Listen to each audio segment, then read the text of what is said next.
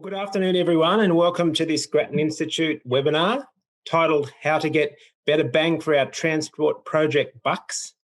My name's Matt Wade, and I'm a journalist at the Sydney Morning Herald and the Age newspapers, and I'll be moderating today's meeting. Just wanted to introduce all our panel of participants. We've got a great panel today.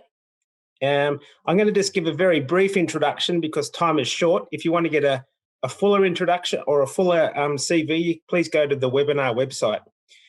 We've got Marion Terrill, the Transport and Cities Program Director at the Grattan Institute, where she makes a really big contribution to public policy debates in Australia. She was the lead author on the Grattan Institute report titled Mega Bang for Mega Bucks, which we're sort of following up today in this discussion. And that was a really thought-provoking research. After her will come Owen Hayford, who is an infrastructure lawyer with more than 2 decades experience in the sector. After him will come Chris Locke, who's an independent director of the construction firm McDonald Dowell and is also a member of the dispute boards for 2 major Sydney transport projects. And he previously, as the Chief Executive and Deputy Director General with Transport for New South Wales, Chris was responsible for procurement and delivery for over 400 projects. And following him will be Bede, Noonan, who is the Chief Executive Officer and a significant shareholder in ACCIONA's infrastructure business in Australia and New Zealand, which has projects under construction of approximately $5.5 billion. So the report I mentioned that Marion and her colleagues published earlier this year revealed that around 25% of transport projects in Australia end up costing taxpayers more than what the government said they would when construction started. And that finding, I think, raises a critical question. Is this just a consequence of the inherent uncertainty of big, complex projects, or are governments actually failing to drive a hard enough bargain on our behalf? All 4 of our panellists have been asked to give a 5-minute response to that question. So we'll kick off with Marion. So over to you. Thanks very much, Matt, and thanks everyone for joining. For anyone who's living under a rock, Australia's big bill is really on. We've got the states going gangbusters with road and rail projects, and in the May budget, the federal government announced at least $2 billion to each of 3 projects, the Great Western Highway in Sydney, Melbourne Intermodal Terminal, and the North-South Corridor in Adelaide. That's a total transport spend that's above even last year's, which was a record. So lots of jobs, lots of recovery, that's what governments are talking about. But what's really going on is big dollars, big announcements, but I think little care to drive a hard bargain for taxpayers. Governments procuring transport infrastructure should focus on one principle, and that is delivering infrastructure services at the lowest long-term cost to taxpayers. Now, I don't mean by that cheap and nasty, but for a given quality standard, the lowest cost to taxpayers. To achieve this, we need more competition, smarter procurement, and greater transparency. So I'll just say a few words about each of those 3 things. First of all, competition. So Australia's transport infrastructure costs are above the global average. For similar countries. There's a government culture, I think, of caving into contractor demands and paying sometimes hundreds of millions of dollars to settle a problem. The problems arise a few months or a few years after a contract is signed, but even after contracts are signed, once construction is underway, about a quarter of projects end up costing taxpayers more than governments promised. So to get quality infrastructure at a sharp price, competition is really fundamental. What's happened, though, is we're getting more mega projects and within them, the contract size has grown as well. So mega project contracts now in the past 7 years have been 38% higher than they were in the preceding 7 years. And once you get larger contracts, competition inevitably thins out. There just are not very many firms that have got the technical and financial capability to take on contracts worth $1 billion or more. So it's crucial that international firms can enter the Australian market and bring global innovation and know-how, and Australian governments should not give undue priority to domestic experience or the comfort of dealing with familiar firms. So the second thing is procurement practices, which I think need to catch up with the reality of these gigantic contracts. Rather than just doing what we've always done or doing what we did last year or giving undue weight to what industry prefers, governments should be systematic in how they break up mega projects into manageable contracts and also about what contract type they choose, in other words, a PPP or an alliance or a DNC, etc. Problems are often crystallising around site conditions, so soil contamination, back in the news this week with the Westgate Tunnel, or geology, or where the utilities are located. So instead of rushing projects to market, governments should understand these risks and certify them so that bidders can price them more accurately. If there's more certainty about the site conditions and there's more certainty about scope, then there's more scope to go for contracts which are more of a fixed price sort of character to them. Collaborative contracts like alliances where parties are sharing both the upside and the downside risk really should be reserved for projects where the key elements are genuinely unknowable in advance. My third and final point is transparency. Governments should only sign contracts that they're prepared to enforce. I think all infrastructure contracts should be awarded through an open tender process, no market-led proposals behind closed doors. I also think governments could be doing more to ward off the risk of cartels and collusion that Rod Sims of the ACCC talks about by routinely and transparently publishing key information about the tender and about the contract. Of course, as we try to shake off the pandemic-induced downturn, governments may say that creating jobs is more important than fussing about value for the taxpayer dollar. But what I would say to that is it ignores the fact that the amount of construction work being done for Australian governments has been very substantially unscathed by the pandemic. The amount of work completed in each quarter during the pandemic has been indistinguishable from the amount completed in the period immediately before the pandemic.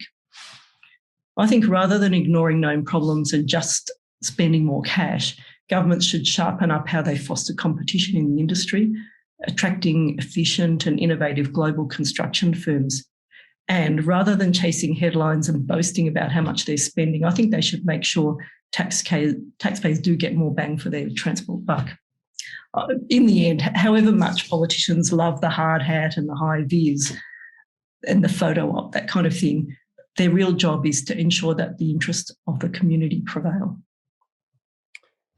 Thank you, Marion. Now over to you, Owen Hayford, if you wouldn't mind going next. Thank you, Matthew. We do pay too much for our transport infrastructure, coming to your question, but not for the reasons that the Grattan Institute suggests. Grattan's suggesting that it's because government doesn't drive a hard enough bargain. On the contrary, I think the competitive tender processes that governments run on their mega projects actually deliver outstanding value for money for the taxpayer because the contractors routinely underprice the risks in order to submit a competitive bid. And as a consequence, at the time these contracts are awarded, governments are getting a great deal. I think the Grattan Institute's criticism is really sort of directed to the difference between the initial tendered contract price and what governments end up paying. Put simply, Marion's suggesting that governments are failing to enforce this fixed price that they've obtained. Now, there are occasions when this is true and government settles a claim for more than what the contractor was probably entitled to legally. But this line of reasoning fails to recognise that there's actually no such thing as a truly fixed price construction contract. Every fixed price or lump sum construction contract includes a mechanism for adjusting the price, the initial contract price, in circumstances where the contractor should be entitled to an increase. For example, where the government directs a variation to the scope. Now, the main reason why 25% of projects end up costing more is because the contractor was actually legally entitled to an increase to its price under the agreed terms of the contract, rather than any failure by government to enforce the contract. I think the real reasons why taxpayers end up paying too much for transport infrastructure can be put in three buckets. The first is sort of wrong projects prematurely announced. Our politicians love to announce big projects, and they routinely do so prematurely before a business case has been developed, or before all of the available solutions to the problem that the project's going to solve have been considered. And Marion's team has done some excellent research around those issues. The second bucket of reasons why we pay too much relates to scope. Many projects end up with gold-plated scope.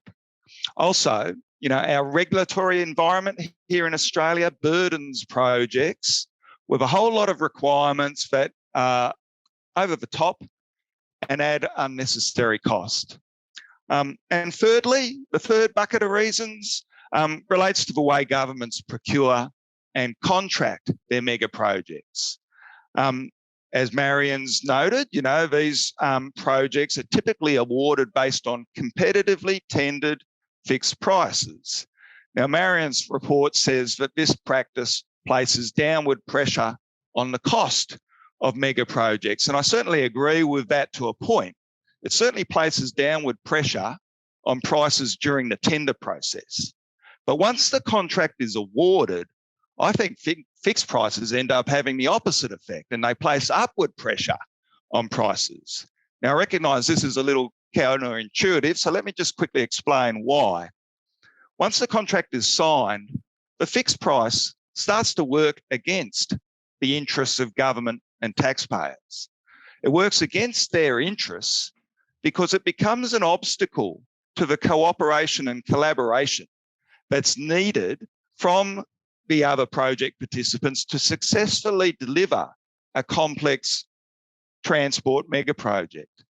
I mean, these projects are inherently complex because of the need to integrate different systems from different suppliers to make the whole thing work. I mean, if you look at Sydney Metro, for example, to get a new metro line to work in Sydney, you've got to successfully integrate a whole bunch of complex systems, including the systems in the tunnel, fire, ventilation, drainage. You've got to get the track system, the signalling and the train control system, the traction power, the trains and all the systems on them, the stations, platform screen doors, electronic ticketing. They all need to integrate and talk to one another. And these systems are all manufactured by different suppliers, and they need to be integrated.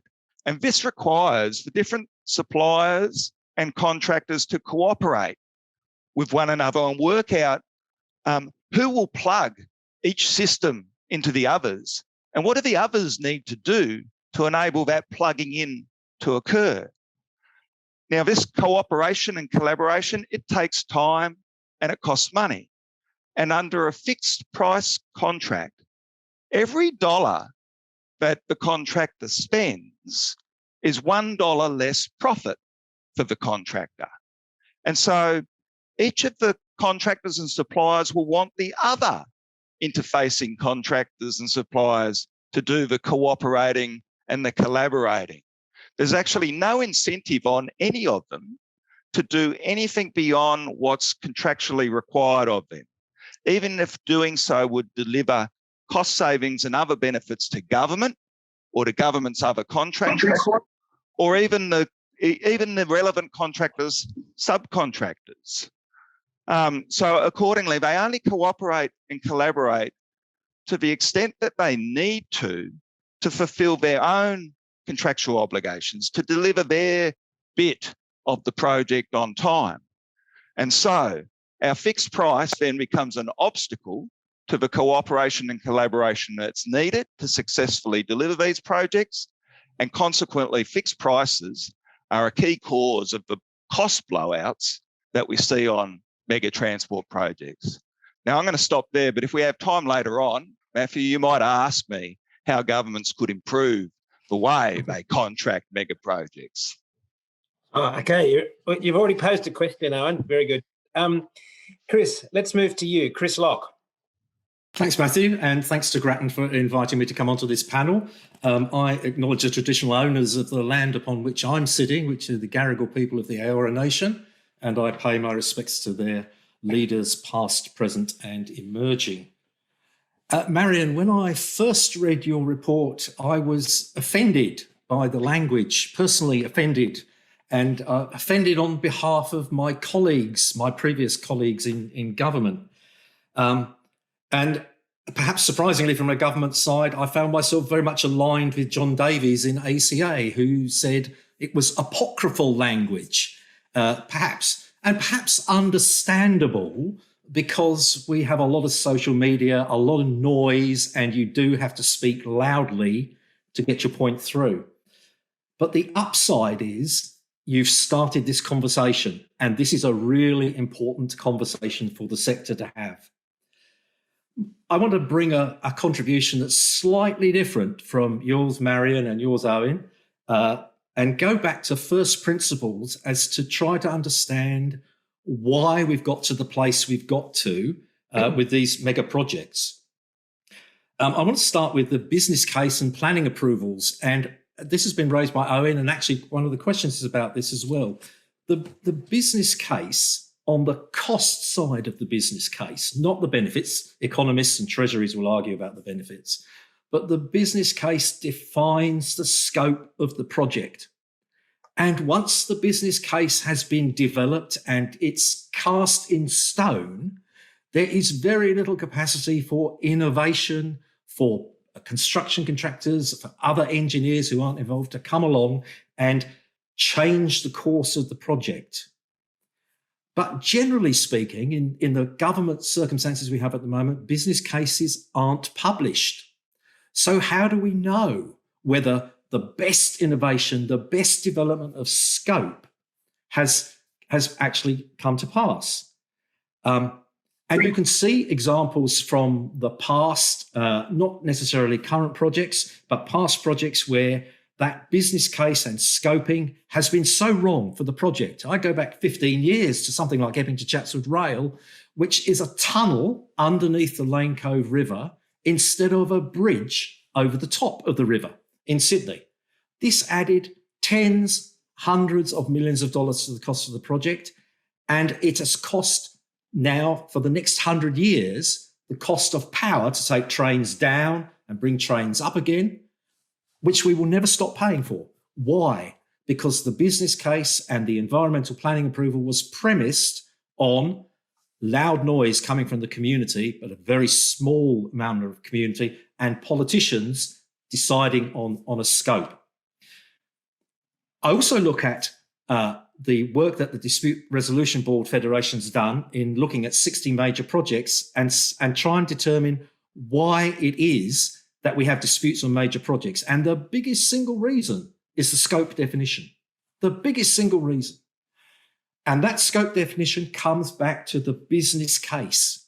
And I suggest, I posit for the conversation that getting that business case right, sorting out all the options, getting the innovation is the way to start thinking about reducing the cost of our infrastructure projects.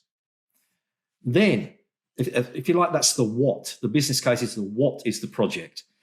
The how we're going to do the project is the delivery strategy. Now, the delivery strategy is generally developed at the same time as the business case. It's part of the business case, but it's at that point of time that fundamental decisions are made. Are we PPP? Are we D&C? Are we a mega project? Are we multiple smaller projects within a mega project? And those fundamental decisions are all taken stateside. I think, Owen, you're just going to get another little clip put on the TV about people coming in and coming out from behind your door. Fantastic. So when this delivery strategy is developed, there are competing interests. On the state side, there seems to me at the moment to be a bit of an issue about a fear of interfaces. Stateside has a tendency towards mega projects because of the concern about managing interfaces. But we should look overseas. This is not the case in Singapore. Singapore, just off our northern border, manages to deliver projects that are in themselves mega projects, but by delivering in smaller packages that allows competition through the tender box, the famous fixed price lump sum tender, that allows these things to be done with the mid-tier contractors being involved and lots of scope for innovation within the different packages. Another of the competing interests in the delivery strategy is from the tier one contractors. Tier one contractors have a preference for mega projects. Why? It reduces competition, it's supported by their balance sheet, those sorts of things, and that's entirely understandable. But the opposite side of that coin is the mid-tier contractors who will not wish to be involved in mega projects, either through taking a joint venture position because it's a joint and several position where they might end up with the whole of the project, breaking the bank, or being subcontracted to a major contractor. So we have in this packaging conversation a whole bunch of competing interests. But once we have decided on the delivery strategy, it's almost impossible to change. So once those tender documents start coming out,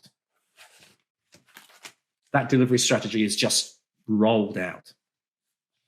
Then my third issue is the contracting strategy. Once you've got the business case and defined the scope, once you've got the delivery strategy, the contracting strategy is the development of the contracts. And I have absolute confidence that lawyers like Owen and so on can document whatever the stateside preferences are in that process of contracting strategies. But what I am not seeing is leadership in the management of the lawyers, and lawyers are being allowed to go out and do their own thing, and stateside owners are letting that process happen. And that's not a great thing.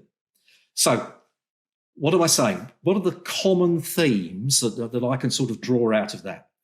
Well, mega projects aren't new. It's not a new thing to have mega projects. You can go back in Melbourne to the Melbourne City Link with the Tullamarine Freeway and the Burnley Tunnel. You can look at the Sydney Opera House, the Sydney Harbour Tunnel. We've had mega projects for a long time. What is different now is the volume of mega projects.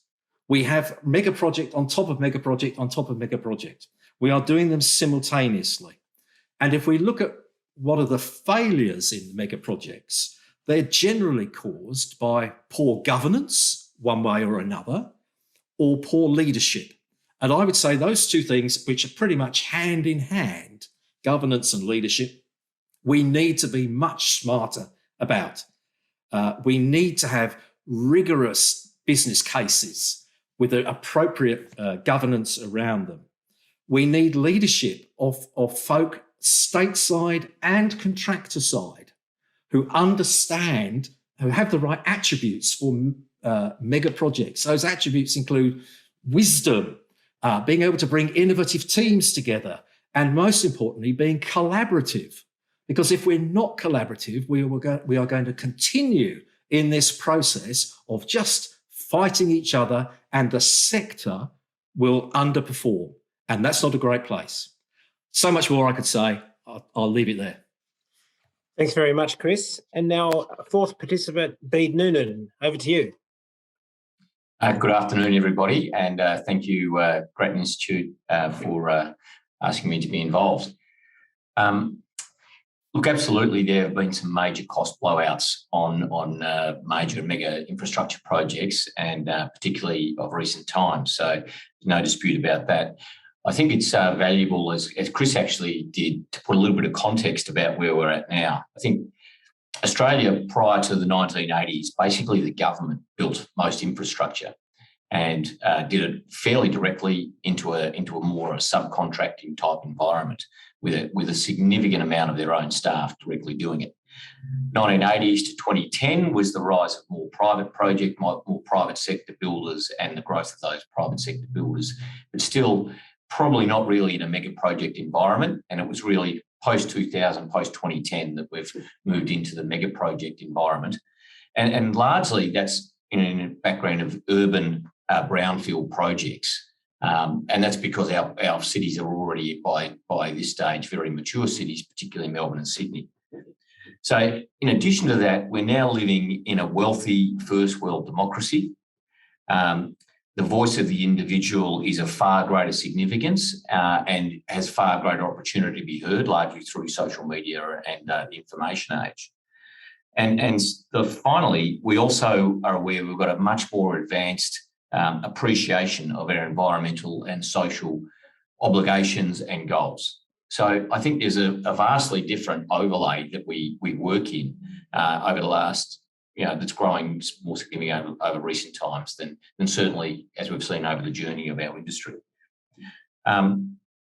So it's that environment that you have to consider things, and the major cost blowouts, the major disputes that we're having now, because we're building infrastructure in a brownfields environment, and with those overlays of where our society is at, and what is required through a whole project, what society requires of a whole project, is vastly different today to what it was 20 years ago. There's no doubt about that in my mind. Now, the question of whether contracts are upheld or not, fundamentally, absolutely they are. Governments do not cave into contractors. They certainly don't do so lightly. Disputes arise because there are differing opinions on who is responsible for the cause of a certain matter, and also, very importantly, what the value, how do we fairly value the impact of that cause? Now, these contracts have become incredibly complex in themselves, far more so than the projects, I think, and I believe Chris and Owen touched on that particular point. I'm aware of a project at the moment, which is actually a private sector project in Western Australia. It's highly complex with equipment coming from 170 countries around the world, where the contractor, on face value, has relief for force majeure and for change of law and for change by third parties. And yet the client is saying there's been no impact over the last 18 months due to COVID. So now I'm not saying that client is being disingenuous, but there are fundamental different ways of looking at contracts. And you can get 5 different lawyers and get 5 different opinions about what the contract says. So it is a difficult one. And any party that decides to proceed all the way to court these days must be very, very confident of their position. So the concept that governments cave in, I think governments should be pragmatic. There's also a whole lot of other reasons why all parties need to be pragmatic, largely because we want to deal with each other and we're human beings and we actually prefer to have good relationships than bad relationships. But I don't think the terminology of caving in is reasonable in the context in our industry. So what I think, as Owen mentioned, what is the future? What is the opportunity? Well, the future is already here. We are seeing some really, really good models already. People would love to jump to LXRA, level crossings in Melbourne, great one. But let me put another one, Sydney Metro, which is only just starting off. You're doing lump sum contracts coming to market, and the client is prepared to break up the project into manageable pieces and take on that interface risk that was being referred to earlier. So that's the lump sum contracting environment, government keeping, and this is not the first time the New South Wales government have done it. They also did it on the Northwest Metro. So that is one model, which is a way of reducing risk and making the project size smaller, and it is being used. Obviously in Victoria, the Level Crossing Removal Authority, I think Marion referred in her paper to Madrid and the Madrid Metro, 230 kilometres in the past. I would say that's a great example, and I think I got muted there. So, but look, largely I'd finished, and I'm happy to get involved in the questions now. Thank you. Okay, thanks very much. Look, as I said before, we're getting a few questions on the Q&A box, and also, so feel free to do that, and like any questions that you would like you think are good. And we've also received a few before the seminar that I'll try and fit in. We'll try and get to as many as possible. I'll get things going with a question to the panel. Marion, your research pointed out that the number of really big multi-billion-dollar mega projects undertaken by governments has grown rapidly over the past decade, just the sheer number of them. And Chris touched on that in his presentation as well, just how the volume of them going on at the moment is unprecedented. Why have we, my question to everyone, I'd like to hear all four people respond. Why do you think we've entered this era of mega projects? And is that good or bad? I'll start with you, Marion.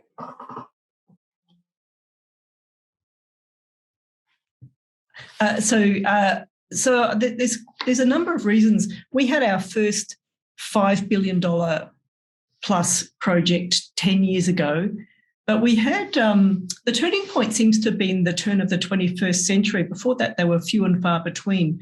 We had two of them under construction in 2001. There's $1 billion projects. Now there's about 18. I think what has changed is partly that there's been a renewed push to national economic integration in that time that's come out of the national reform agenda. And what that's meant is greater involvement of the Commonwealth, intended to deal with sort of externalities and interdependencies between the states. And that's been the growth of Infrastructure Australia and the National Transport Commission and the Australian Rail Track Corporation. But the other thing that I think is going on as well is that there's a new arena really for the announcement of policy. So at a time when politics was becoming more competitive as parties were getting less rusted on loyalty, I think what parties now reach for is very salient announceables, and mega projects, I think, are part of that. I think one other thing that strikes me about this too is that we've had strong population growth and very low real interest rates. And so it's meant that the price of land's gone up a lot, but the price of investment, like these investments, you can sort of borrow money at essentially zero interest rate, and I think that has shifted the dial on kind of what we're prepared to take on. So is it good or bad? I would say do fewer mega projects. I think really they should only be done as a last resort, rather than reaching for them as the iconic election promise. Bede, have you got a response to that in terms of just this question? Why do you think there are just so many more of these big projects than there were a few years ago? Well, I mean, largely that's a political question, not so much for us expert panels. So, I'm presuming it's only because the taxpayer is demanding it. I mean, clearly in Victoria, our Premier has an infrastructure agenda, and he is reasonably popular and is getting re-elected. So I assume it's because the taxpayers want it. But perhaps the question is, can we break them down into smaller projects? And every effort should be made. It is absolutely being made to do that. For instance, the Major Roads Project Victoria program that Marion mentions in her paper, I think it's a great example of breaking a multi-billion-dollar package down into, say, 10 projects, and that's being delivered like that. I mentioned before Sydney Metro. It isn't always possible. If you have a technology solution that goes end to end, that makes it very difficult. It really, I think that the governments over the last few years are onto that idea of breaking things down. Just remember, though, there's this magical number of $1 billion or 500 million. If you want contracts to be upheld and you want a party to be able to handle a $500 million contract, and you want that party, that builder, to be able to cope with that $500 million project, the liability for that, let's say you want 100% liability, they've got to have a $500 million balance sheet. I mean, I don't know how much smaller you want them to be, but there are no other builders with a $500 million balance sheet. So I think you need to think about, how small do you want them to get in order for a tier 2 or 3, because their balance sheets are at most 100 million. So if you want the contract upheld and you want the balance sheet, then, you're really getting to a really low level of contract size. Mm. Chris, did you have a response? You did raise this issue or touched on this in your presentation. What do you think about this question of why we're getting so many mega projects? Well, I think Marion touched on it. We're a wealthy country. We have a growing population. We're centred around Sydney and Melbourne, and most of the mega projects, almost exclusively, in this sort of area, are transport, be it road transport or rail transport, metro transport, whatever. So it's a natural growth of the requirements of the population of Australia. But I do agree with Bede entirely. The decision is not, should we have more projects or so many more roads or so many more railways. It's more around what is the best way for the sector, for the taxpayer, for the private sector delivery agencies, to actually deliver these projects. And, we can have a debate about whether it's 500 million, a billion, 1.5 billion, whatever. That's just a process to me. It's a natural thing that we are having more and more projects. It's the economic driver for New South Wales and for Victoria at the moment. Okay. Owen, did you have any response to that one? No, not really. I think, politics, there's votes in announcing big projects.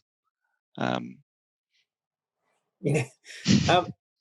Well, sort of a follow on that, we got a follow on from an audience participant that's sort of related to that, and it's the question that, do you think the growing focus on big projects or mega projects means there's a danger that we neglect smaller, less kind of like showy projects that might actually deliver a bigger bang for the buck than the big one?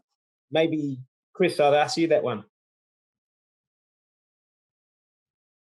Chris? Yeah. Sorry, I was unmuting myself. Yes, it is a danger, but I think most jurisdictions, New South Wales, Victoria, Queensland, are alert to that danger and are trying to balance the budget. There's a cake, it's only that big.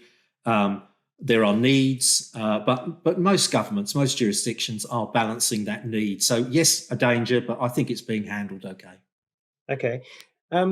Look, another issue that I think came up in each one of the presentations to some degree was the question of transparency. And we've got a really good question here from an audience participant, Peter Gould.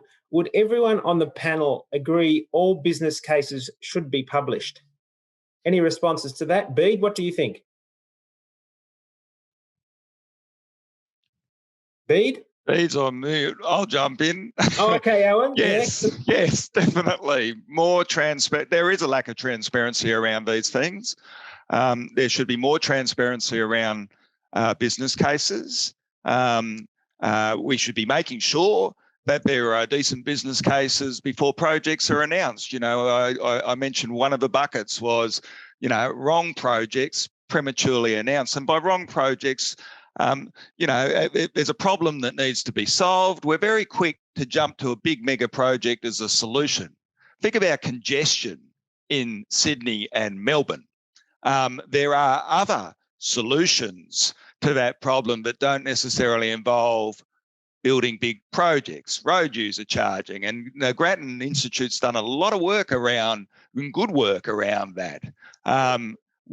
Those sorts of options should be being considered before, as part of a business case, before these, and that information should be shared with the community to help explain why we're going down this path. What were the options that were considered? That would have a tremendous impact in terms of better, in terms of managing the community stakeholders. If people understand that there are these different dilemmas that need to be taken into account and can see that they have been considered, well, then they're more likely to live with the outcome, the decision that's made, even if it's not the one that they would have preferred, because they can see that all the different views were taken into account. It was a complex decision, and on balance, a reasonable decision was made. And I'll jump in as well, because I think the answer is really clear. Yes, they should be published. But I think I'd go a bit further and build on what Owen's saying. I think we should have a staged process for business cases being published, a two-stage process where there's a draft business case, because at the moment, the business case is done inside government and it's done to the best of the capacity of the individuals working on it. But there's no capacity for innovation coming from outside of the government team putting it together. So a two-stage process would allow the initial thoughts to come out, do all the things that Owen's saying about keeping the community involved, but would also give the benefit of other bright young engineers or economists or whatever being able to say, hey, what about this? Or how about doing that? And then finalising the business case with the understanding then that we've got the best possible outcome. So yes, publish. And by the way, I just want to pick up on somebody's question about, I think the question was, why would the government publish a business case just so that contractors would tender to the price of the business case? Personally, and not to be too hard on the questioner, nonsense. tenders are competitive tenders, and the fact that you know what the government's business case does not change your tender price one iota. You still want to win the bid. Marion, did you have a thought on this question of transparency in business cases? I think that Owen and Chris have made great arguments, and there's a further argument in favour of it, which is that when firms that are established overseas come into this country, it's difficult to get established and to win their first jobs. And one of the things that I've discovered in the process of this research is that the more this information is difficult to get at, the more it favours people who are already, the firms that are already here. And it is really valuable for competition to have a thriving pathway in, so that the firms understand the way that the criteria are weighted and who bid for what and what the outcome was. It helps them to get the lie of the land and provide for greater competition in the sector. So transparency is also good for that reason. And I think also for public accountability, like people, the general public has got a right to see these things, and it is our money, they are our projects. There seems no reason to withhold it from the public. Bede, did you have a thought on this question of whether all business cases should be published? Yes, I agree with everyone. I think they should be. I agree with the Grattan Institute's findings on the tenders should be published. WA, actually, I was surprised in the report that WA rated a little bit low, but because they actually publish their tenders before they announce who's won, they give you the pricing in most of the stuff that we tender anyway, roads and so forth. So I think visibility, again, it's a societal issue, not an industry issue. Yeah. Visibility and transparency, I think, should be encouraged.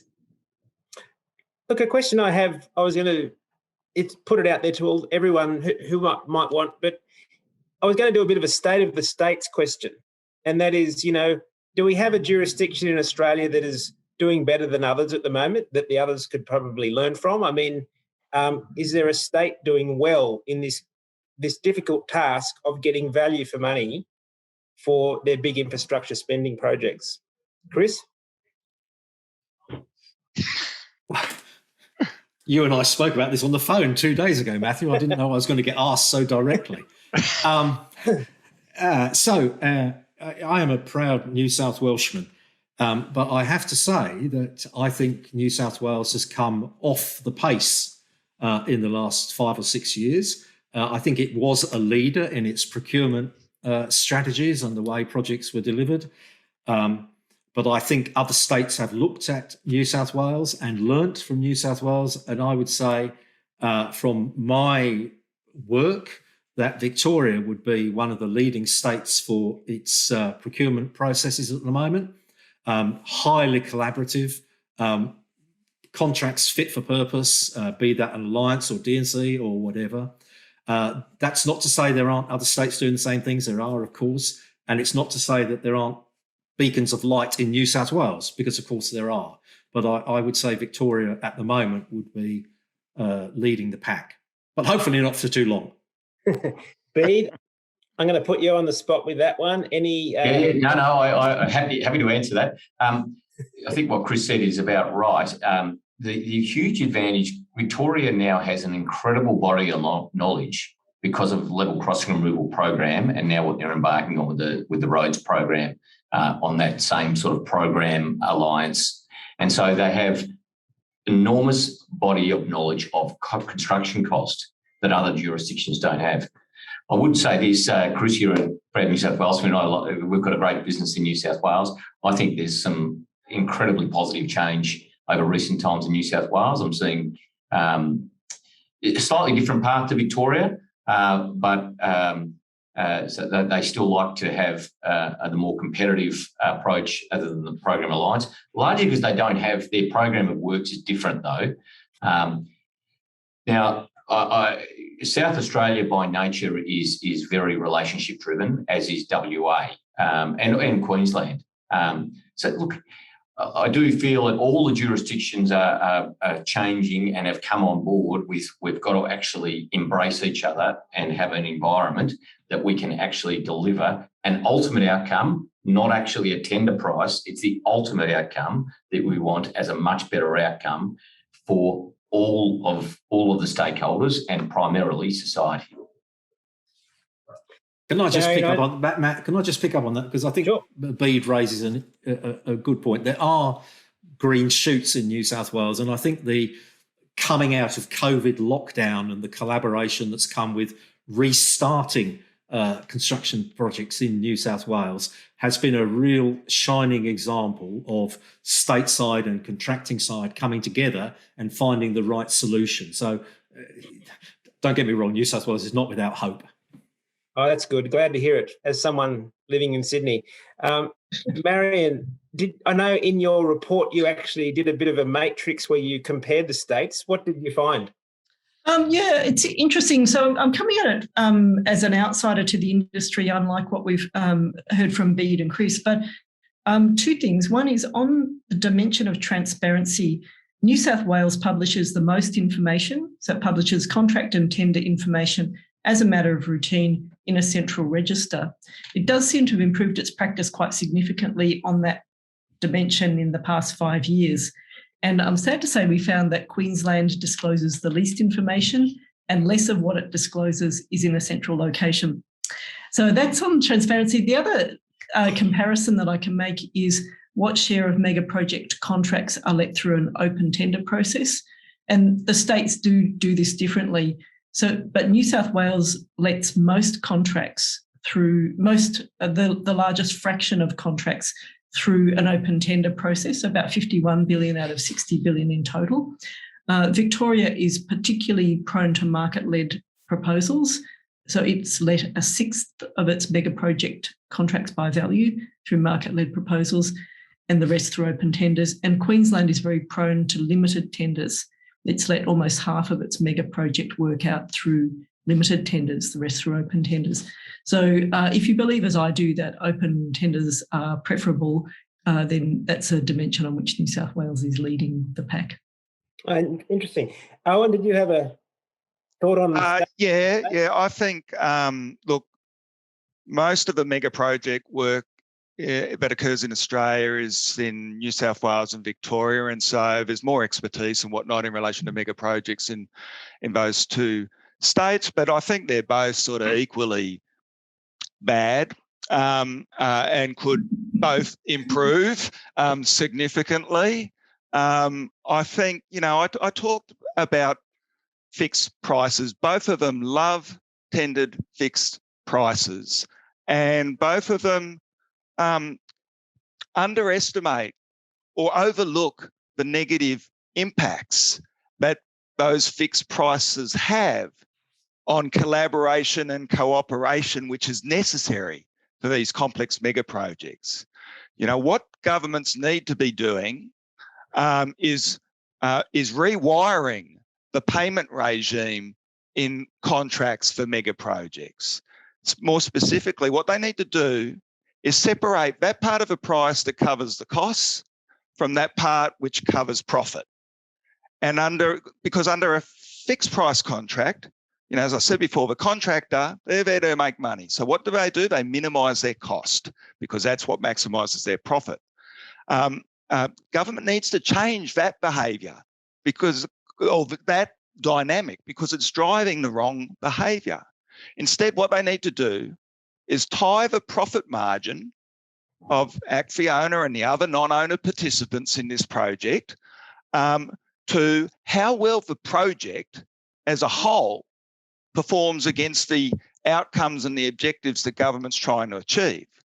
Now, the outcomes that deliver value for government and taxpayers if done well, or that destroy value if done poorly, differ from project to project, but they commonly include, obviously minimising the cost in getting it to completion, or better still, optimising the whole of life cost of the asset, including operating and maintenance costs, timely completion, happy stakeholders, better than business as usual outcomes on sustainability and environment, better than business as usual outcomes on training, skills development and diversity, local industry participation, Aboriginal owned business involvement, all of those things deliver value. And if government linked the profit margin of the non-owner participants to how well the project as a whole performs against those objectives, rather than simply minimising the cost of the scope that each of them are responsible for, then each project participant all of a sudden becomes incentivised in optimising the project's performance against those outcomes. And then governments and taxpayers will get better bang for their buck. Oh. Thanks, Owen. You did flag that you'd tell us a better way to do things, and thanks for that. Look, there's a cluster of questions from the audience that I'll sum up as sort of questioning the capacity of governments to, I think, have the skills or the kind of the knowledge to run such big mega project contracts. What do you think of that? Does a lack of skills within government agencies contribute to increased costs? Asks Mungie. Chris. A lack of skills or a lack of leadership contributes to costs on either side of the equation. If you've got a less than highly skillful client, you're going to get a poor outcome. And if you've got a less than highly skilled contractor, you're going to get a poor outcome. So I would say skills, experience, knowledge, been there, done that, is probably one of the most vital attributes that you're looking for in the management of these mega projects, either side of the fence.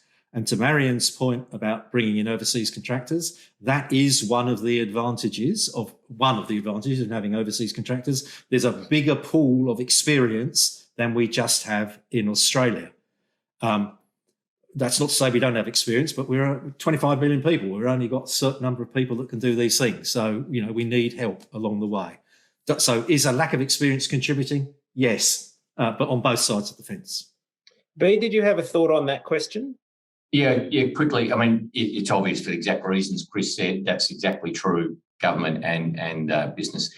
That's one of the reasons, and what Owen said before is actually very valid.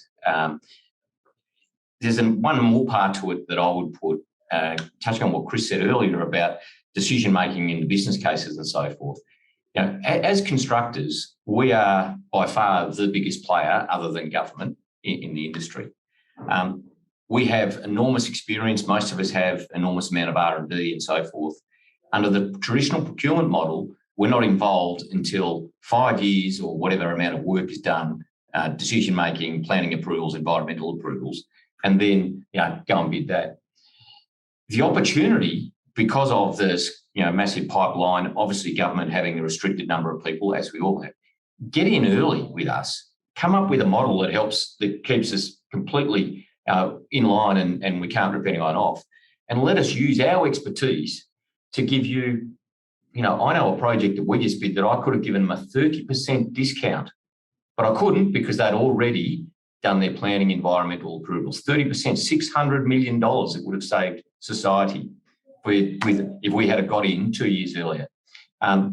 Massive savings also would have saved the government an enormous amount of resources in their procurement process. So, there's a collaborative approach, coming up with a model that ticks those boxes, which society needs to be careful about: transparency, making sure we don't make too much money, all of those things, that is competitive. You can do all of that and still have a much more collaborative approach that harnesses the experience and knowledge of our industry far earlier to deliver infrastructure at a fraction of the cost of what we're currently delivering it at.